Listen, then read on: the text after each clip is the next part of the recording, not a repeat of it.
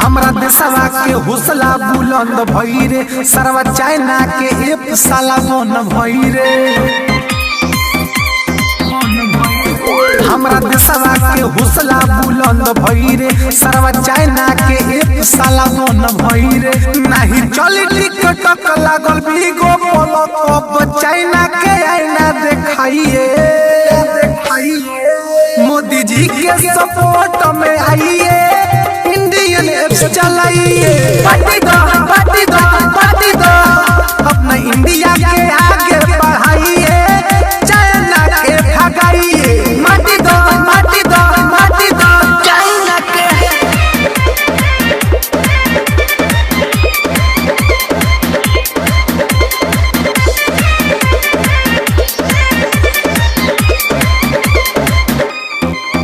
Time आइल बाइकता देखावे के, चीन के दुनु हाथ फैलावे के।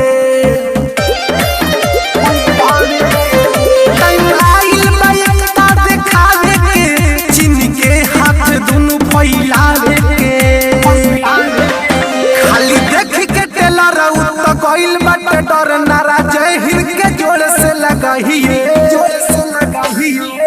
मोदी जी के सपोर्ट में आइए, इंडियन एप्स चलाइए। पार्टी दो पार्टी दो पार्टी दो, अपना इंडिया के आगे बढ़ाइए, चाइना के भगाइए। माटी दो माटी दो माटी दो।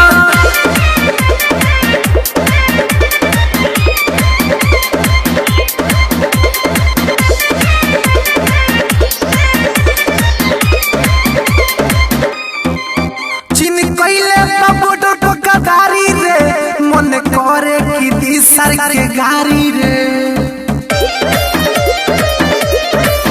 चीन कइले बॉर्डर पर गदारी रे, मन करे कि दिसर के गारी रे।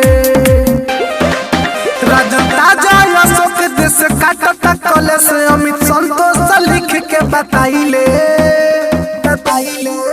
मोदी जी के सपोर्ट में आइए, इंडियन एप्स चलाइए। पार्टी दो